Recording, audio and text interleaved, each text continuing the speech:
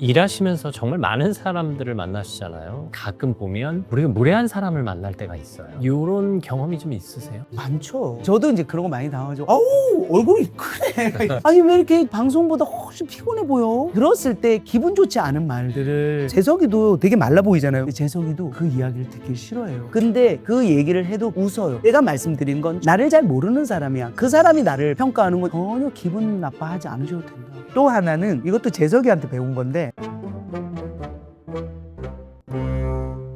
안녕하십니까, 김재훈입니다. 책이 삶이 되고 삶이 책이 되는 시간, 책과 삶, 책과 사람입니다. 이분을 한 단어로 표시하면 과거에는 웃음이었을 겁니다. 그런데 말입니다, 요즘은 지식이라고 표현합니다. 새로운 지식형 인간 개그맨 조혜련 씨와 함께 하겠습니다. 어서 오십시오. 안녕하세요. 책과 삶 구독자 여러분, 저는 조혜련입니다. 새로운 지식형 인간 마음에 안 드세요? 왜 피식하는 웃음을 웃으세요? 지식하고 저하고는 좀 잘 안 맞는 사람들의 이미지가 옆에 누나 같고 에너지 넘치고 네. 이런 테토녀 느낌이 있어가지고 그렇죠. 지식 이런 느낌보다는 뭔가 이렇게 활동적인 그런 분위기라서 실제로 공부 열심히 하셨잖아요. 좀 열심히 했죠. 네. 일단 저는 한양대 연극영화과를 나와서 석사를 신문방송학을 했어요. 한양대에서. 그리고 이제 한양대 신문방송학 박사과정을 하다가 1년은 했어요. 그래서 1년만 더 하면 논문만 쓰면 되는데 그때 신학을 해야 되겠다는 생각을 해서 신문방송학 박사가 재미가 없더라고요. 그래갖고 그거를 이제 옆으로 치우고 제가 이제 횃불 트리니티로 들어갔죠. 그리고는 이제 성태 피어선 신학대학원에서 석박사 통합으로 해서 박사 학위는 아니지만 박사 과정까지 수료했습니다. 박사과정의 전공 분야는 그런 역사 신학입니다. 이야, 쉽지 않은 걸 하셨어요.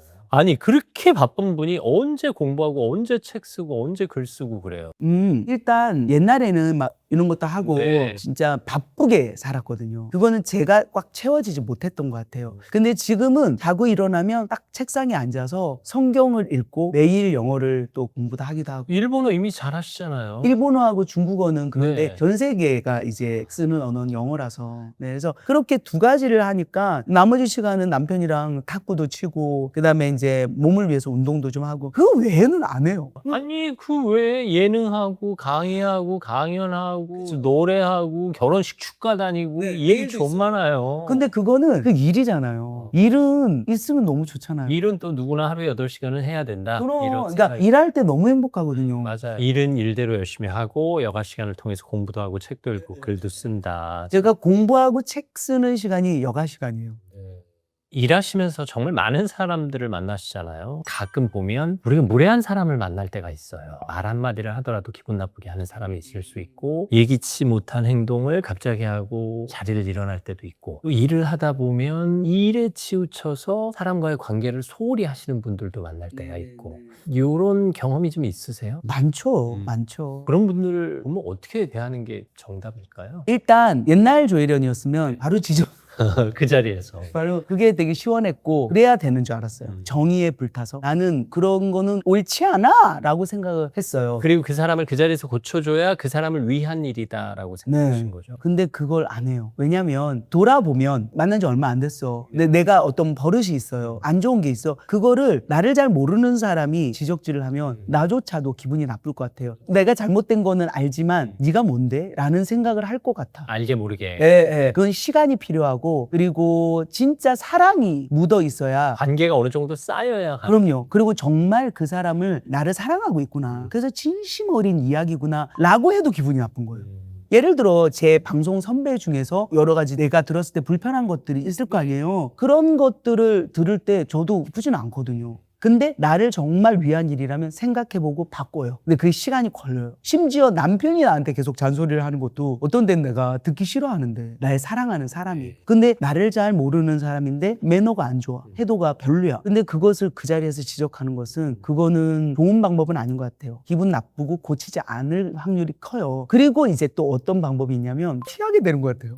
은근히 그러니까 그분을 완전히 뭐 이렇게 배제하는 건 아니지만 내가 너무도 시간도 많이 없고 있고 몸도 힘들고 그런데 그럼에도 불구하고 계속 나에게 안 좋은 에너지를 주는 사람을 계속해서 만나는 것은 그거는 바람직한가에 대한 왜냐면 제가 에너지가 떨어지기도 하고 힘이 빠지고 이런데 그걸 계속해서 반복하는 것보다는 조금 텀을 두기도 하고 그리고 그 사람을 위해서 기도해 주죠. 그러고 나서 이제 나중에 만나면 좀 바뀌기도 하고 그렇게 되더라고요. 내가 누군가에게 무례한 요구를 받거나 이 사람을 만나면 만날수록 피로도가 높아진다 싶으면 그 자리에서 지적하거나 하진 않고 네. 참고 견뎌주고 네. 그 대신 약간 거리두기를 하거나 아니면 시간적, 공간적 거리를 둔 다음에 다시 만나면 그래도 또 나아지는 경우도 있더라. 있죠. 네네. 있죠. 무례한 사람에 대해서 이야기하기도 했지만 우리나라 언어 습관인 것 같아요. 우리나라 사람들은 상대방의 외모를 평가? 이를테면 저도 그런 얘기를 많이 듣는데 왜 이렇게 마르셨어요? 라든가 왜 이렇게 피곤해 보이세요? 라든가 사람들이 저를 기억하는 모습은 텔레비전에 나온 멀쩡한 모습이잖아요. 그치. 근데 일상에서는 그렇지 않잖아요. 머리도 그렇고 뭐 얼굴도 그렇고. 지금은 싹 한 거 아니야. 그는 지금은 좀 멀쩡한 편이죠.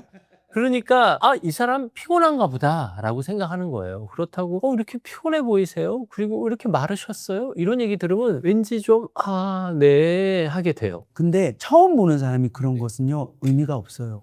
오히려 네. 신경 쓰지 말아라. 네, 주름이 많네. 그 기분 나쁠 수 있잖아요. 근데 그 사람은 날 몰라서잖아요. 그래서 저도 이제 그런 거 많이 당하죠. 아우 얼굴이 크네.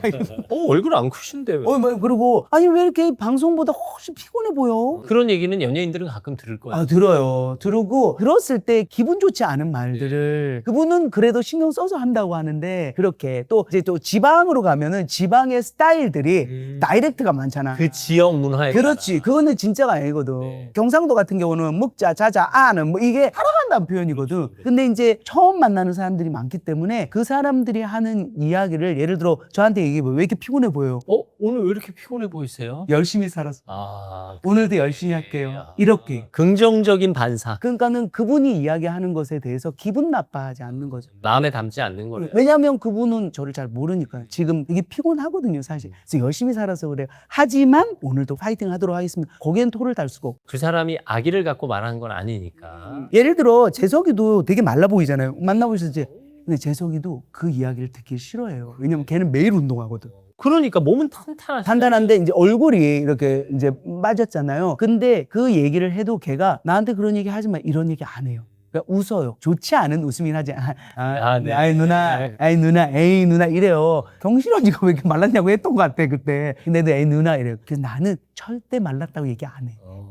재석이한테. 이런 자세가 필요하다는 거죠. 그 사람이 그 말을 듣고 예민해진다거나 그 사람이 그 말을 듣고 좀 불편하다 싶을 때는 오히려 피해줘야 되잖아요. 근데 그거는 내가 재석이를 알아서 해요. 어떤 사람은 말라 보인다는 걸 좋아할 수도 있잖아요. 근데 내가 말씀드린 건 처음 만났어. 나를 잘 모르는 사람이야. 그 사람이 나를 평가하는 건 이 방송을 보시는 분들도 상당히 도움이 될 것 같아요. 되게 기분 나빠할 수 있거든. 근데 그거는 전혀 기분 나빠하지 않으셔도 된다. 네, 맞아요. 사실 이렇게 말라야 화면에 또 이렇게 나오는 거거든요. 그리고 너무 보기 좋으세요. 퇴사하고 살이 좀 쪘어. 내 머리 60인데. 그러니까 뭐 이제 내일 모레도 아니야. 내일이야, 내일. 그래. 내일 60이에요. 근데도 진짜 뭐 40대 같아 보여. 반말할 뻔했어. 어쨌든 열심히 살겠습니다.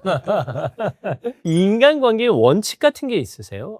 이것만큼은 내가 사람과의 관계에서 지켜준다. 돈을 안 빌려요. 제가 돈을 구워주고 이런 것들도 웬만하면 안 하지만 남편하고 이제 항상 상의를 해서 남편이 그러지만 만약에 너무도 어려운 사람이면 안 받는다 생각하고 그냥 드리죠.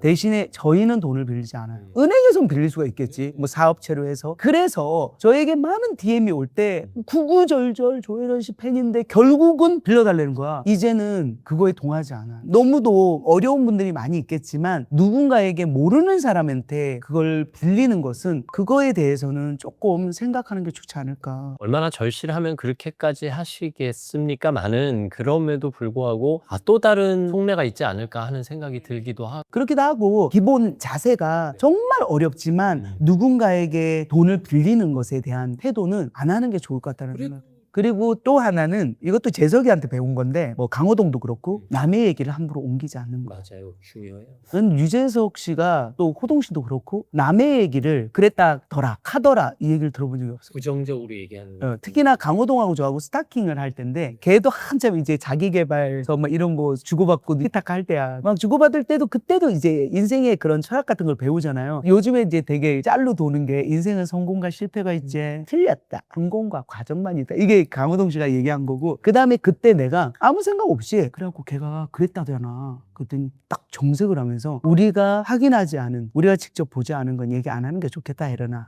그때 한 방 맞은 것처럼 막 정색은 아니지만 나에게 그렇게 안 하는 게 참 좋을 것 같다. 그치. 본인이 확인하지 않은 남에 대한 이야기는 안 하는 게 어떨까? 그런데 그게 너무 맞는 얘기고 그러지 않고 살았더라. 우리가 무심코 실수하는 것들이지. 이거 있잖아. 이것도 진짜 이 새치의 혀 같은 거잖아요. 손으로 사용하는 거잖아요. 근데 야고보서를 보면 이 혀로 정말 세상을 불태워버릴 수 있는 거잖아. 누군가의 목숨을 앗아갈 수도 있는 거잖아. 이거. 그래서 진짜 이 방송을 보시는 분 중에서도 정말 남에게 이렇게 좀 안 좋은 글을 올리고 싶은 마음이 들더라도 그건 안 하는 게 좋아요. 책과 삶에 달린 댓글들 저 다 확인하거든요. 얼마나 좋은 선한 고마운 댓글들이 많을지 몰라요. 그건 다 삭제를 해서 그런 거 아닌가요?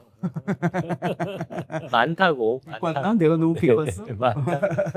조혜련 씨 친구들은 우리들도 잘 알잖아요. 어떤 분들하고 친한지. 보통 이렇게 소수 정예랑 시간을 같이 보내시는 편이에요? 아니면 좀 폭넓게 이 사람 저 사람 다 만나고 어우러져서 사시는 편? 전자예요. 아, 소수 정예. 친밀한 사람들. 그러니까 선택과 집중이 필요한데요. 제가 그 전에 삶은 후자였거든요. 원래. 예, 이제 이렇게 해야 되니까 만나고 사람들이 나를 채워줄 것 같은 거야. 그래서 막 더 많은 사람들이 많으면 많을수록 내가 부유하다는 뜻일 것이다. 그렇지. 그리고 내가 인맥이 넓고 나는 잘 살았어를 확인을 했는데 그래서 이 사람이 이 사람을 모르는데 막 섞여가지고 생일 파티에 모이기도 하고 이랬었죠. 그게 되게 만족감이 있었어. 나중에는 허했지. 지금은 그렇게 보낼 시간보다 아까 말씀드린 것처럼 책을 또 써야 되고 성경도 연구해야 되고 공부도 해야 되고 남편을 또 챙겨야 되고 가족을 챙겨야 되고 그리고 제 일을 해야 되잖아요. 쉬어야 되고 그러다 보니까 이제는 집중을 다른 곳으로 하게 된 것 같아요. 그래서 진짜 지금 내가 활동하는 데 있어서 너무도 중요한 사람들하고 대화를 해야 될 게 있으면 그것도 선택해서 만나게 되죠. 인간관계의 비중을 조금 줄였고 폭도 좀 좁아졌다는 얘기. 일단 제가 이거를 안 하면서 요거 하시는 분들은 다 떨어져 나갔어요. 이 본의 아니게 거리두기가 된 거. 네, 왜냐면은요 처음엔 가서 이제 콜라를 마시면서 이렇게 한두 시간은 버티는데요 그분들이 점점 이제 무너져가는 모습을 볼 때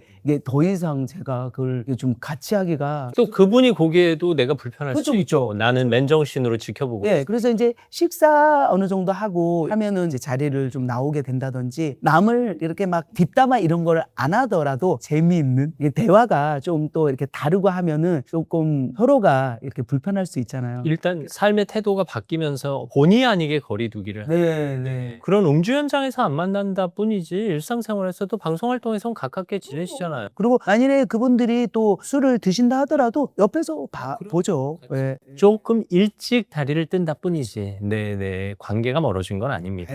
네. 당연하죠. 그런데 방송하다 보면 방송인들 만나는 거, 강연장에 가면 일반 대중들 만나는 거고 저는 낯을 많이 가려요. 저야말로 극아이, 완전 내향형이거든요. 그래서 처음 보는 사람하고는 대화를 잘 못해요. 그래서 거리에서 때론 시청자들이 아는 척을 해도 아, 네 하고 이렇게 그냥 인사를 그늘 하는데 감았다.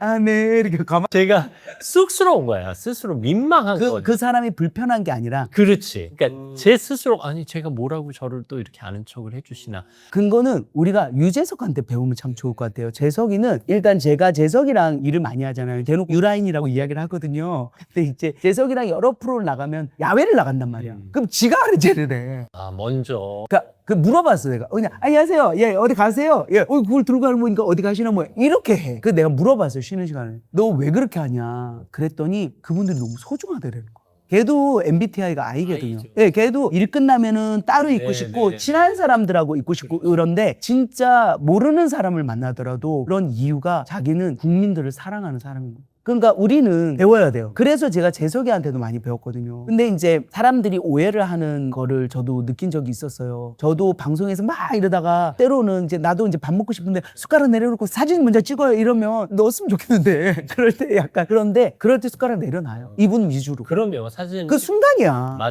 그러니까 그거를 하면 좋을 것 같아요. 해야 돼요. 네. 김재원 아나운서를 오해할 수도 있거든.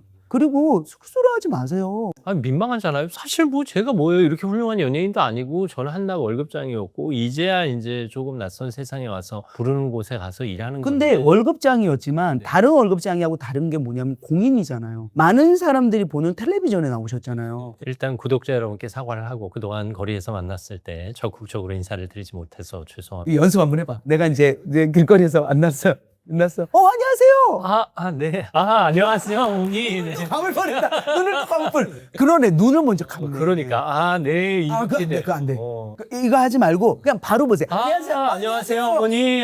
입니다. 이 정도는 해드려야 된다. 정말 이 사람을 사랑해 보세요. 네, 앞으로 열심히 하겠습니다. 혹시 그동안 섭섭하셨던 분들 용서해 주시기 바랍니다. 오늘 도혜련 스승님께 큰 가치를 배웠습니다. 살아가면서 수많은 사람 만나 오셨잖아요. 나 이 사람은 정말 닮고 싶다. 이 사람은 정말 평생 기억에 남는다. 뭐 이런 우리의 사람들이 있으세요? 저는 일단 갑자기 딱 떠오르는 분이 두 분이 있는데 일단 이성미 집사님은 정말 최고가 작잖아요. 항상 그 언니의 인사는 안녕이 아니야. 밥 먹자. 이거 자기 많이 먹지도 않고 다 남겨서 상대방만 쪄요. 뭔지 알지? 근데 그 언니는 평생 밥 먹자였어. 진짜 너무 존경하고 닮고 싶고 또 한 분은 전유성 씨인데 정말 지식이 많은 분이었잖아요. 38년째 이성미 언니가 기도했고 그렇지만 하나님은 못 만났었죠. 근데 그 오빠의 어떤 모습을 닮고 싶냐면 진짜 그 후배를 아끼는 마음, 개그를 사랑하는 마음, 통도에서 일 없고 어려운 아이들 다 그 철가방에 데리고 와서 먹여 살리면서 그렇게 아이들 지금 다 나와서 활동하잖아요. 전일성 선생님 떠나실 때 개그맨 후배들이 모여서 애도하고 네. 장례식 치르는 모습 보면서 정말 잘 사셨구나. 맞아요. 정말 사랑 많이 남기고 베풀고 가시는구나 하는 생각했어요. 오늘 조혜련 씨와 함께했습니다. 고맙습니다. 고맙습니다. 네, 이게 바로 누군가의 살아가는 모습이기도 합니다. 책과 삶, 책과 사람. 저는 다음 시간에 또 여러분 곁에 있겠습니다. 오늘도 감사합니다.